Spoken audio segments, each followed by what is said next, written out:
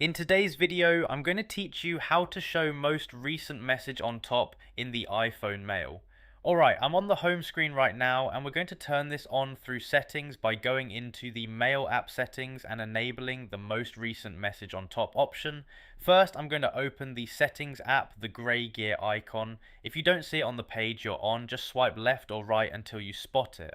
Once you see settings, go ahead and tap it to open. Okay, now settings is open and we need to go into apps. So at this point, I'm scrolling down the list until I see apps.